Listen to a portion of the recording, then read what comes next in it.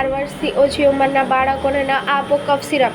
ભારતના drug regulator DCGIએ 4 વર્ષથી ઓછી ઉંમરના બાળકો માટે શરદી અને ઉધરસ માટે કફ સિરપના ઉપયોગ પર પ્રતિબંધ મૂકતી ચેતવણી જાહેર આપી છે.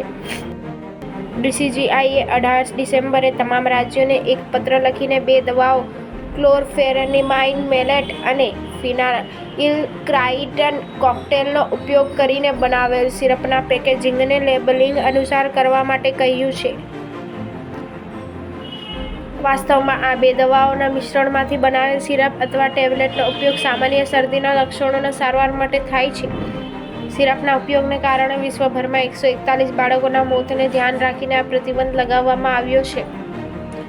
તમામ દવા કંપનીઓને આ 2 દવાઓનો ઉપયોગ કરીને તૈયાર કરેલી સિરપના લેબલિંગને તાત્કાલિક અપડેટ કરવા સૂચના આપવામાં આવી છે. રાજ્યોને લખવામાં આવેલા પત્રમાં કહેવામાં આવ્યું છે કે chlorpheniramine maleate IP2 mg, phenylephrine HCl IP5 mg drop પર mlના ફિક્સ ડોઝ કોમ્બિનેશનને પ્રોફેશનલ કોકટેલની સમિતિ દ્વારા તર્કસંગત જાહેર કરવામાં આવ્યું છે અને સમિતિની ભલામણના આધારે આ ઓફિસે 18 મહિનાના નીતિગત નિર્ણય હેઠળ 17 જુલાઈ 2015ના રોજ વિષય FDCના સતત ઉત્પાદન અને માર્કેટિંગ માટેનો ઓબ્જેક્શન સર્ટિફિકેટ જાહેર કરવામાં આવ્યું છે. પત્રમાં વધુમાં કહેવામાં આવ્યું છે કે શિશુઓ માટે અપ્રુવડ એન્ડ રિકોલ્ડ ડ્રગ ફોર્મ્યુલેશનના પ્રમોશન પછી ચિંતાઓ પ્રકાશમાં આવી રહી છે. આ બાબતે ચર્ચા કરવામાં આવી હતી.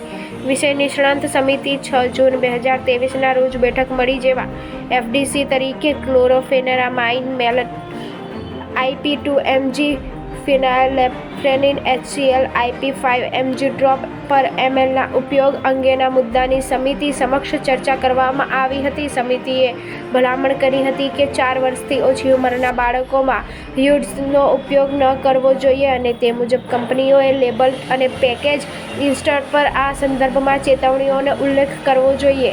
આ મામલે ન્યૂઝ એજન્સીને દિલ્હી સર ગંગારામ હોસ્પિટલના વરિષ્ઠ બાળરોગ નિષ્ણાંત ડૉક્ટર ધીરેન ગુપ્તા સાથે વાત કરી હતી. તેમણે કહ્યું, 1 વર્ષથી ઓછી ઉંમરના બાળકો માટે ક્લોરોફેનિરામાઇન મેલેટ ફિનાઇલક્રાઇડ હાઇડ્રોક્લોરાઇડની ભલામણ કરવામાં આવતી નથી. 2 થી 4 વર્ષની વયના બાળકો માટે સાવધાની રાખવાની સલાહ આપવામાં આવે છે. ભલે આ દવા લખવામાં આવી હોય પરંતુ તેનો ઉપયોગ ખૂબ ઓછા સમય અને ઓછા ડોઝ પ્રમાણે થવો જોઈએ. બેહોશ થવા જેવા તેની આડઅસરો થઈ શકે છે.